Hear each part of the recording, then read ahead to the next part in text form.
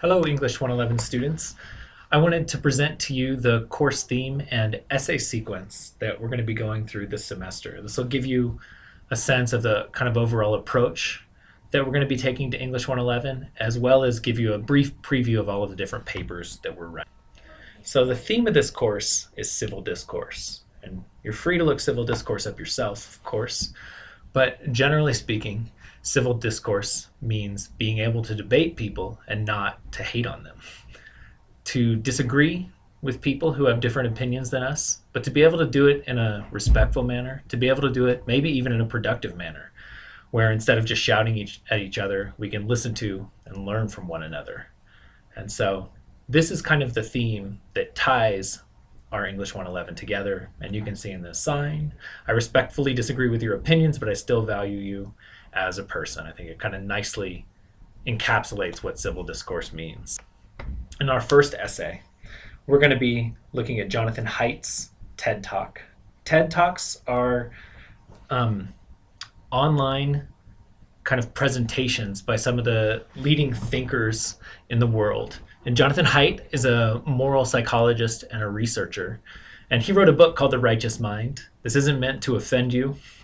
The middle finger, I think, is his take on how many people in America perceive people they disagree with. That instead of respecting them or dealing with them appropriately, they just say, F you or forget you and look the other way and only end up kind of communicating and talking with people that they agree with all of the time. And he sees this as a problem. I see this as a problem. The first essay, we're going to watch a presentation by him, and then you're going to write a paper in response to his ideas. This is really wide open. You can take this paper in any direction you want. If you look at Sunday's assignments, I have a few different essays that were inspired by this TED Talk, and it shows you that there's a lot of different directions you can take this. So while the theme is there, you're not boxed in. There's a lot of different topics that you can end up writing about with the first essay. And then after we write the first essay will take 5 weeks, by the way. After we write the first essay, we'll start the I-Controversy paper, which is a 4-part paper. In the I-Controversy, you're going to choose a controversial issue. And it can be any controversy you want. I've had students write on whether golf is a sport or not. I've heard students write on whether we should continue to fund space exploration.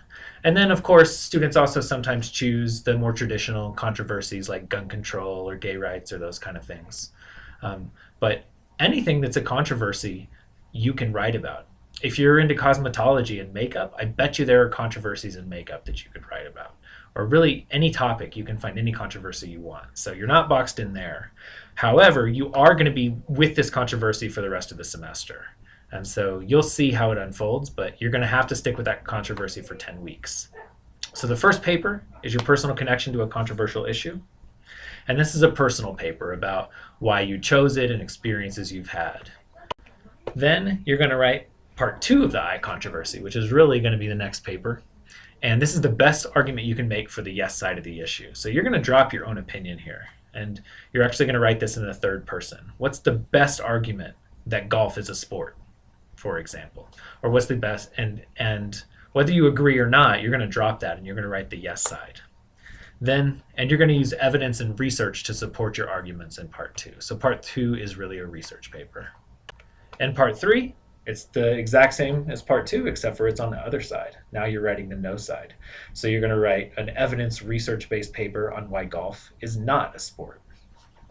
And then in part 4, you're going to talk about what you've learned. So now that you've fully explored the yes and no sides, you're going to demonstrate your critical thinking about your issue by digging deep into what you learned. And so in part 4, there's a lot of different directions you could take it. Some students pick one piece of evidence and dig really deep into the evidence. Some students talk about how their perspective shifted, how they might have been on one side and now they're even more on that side. There's all sorts of approaches to part 4, and we can get into that when we get there. So I just wanted to give you a kind of an overview of all of the different essays that we're going to be writing this semester. Trust me, when we get to the I-Controversy, I'll explain it all in detail. I'll give you examples and all those kind of things. But right now, it's time to focus back on the first essay, In Conversation with Jonathan Haidt. And so the rest of the assignments, really for the next 5 weeks, are going to support you in writing an essay that's in conversation with this TED Talk.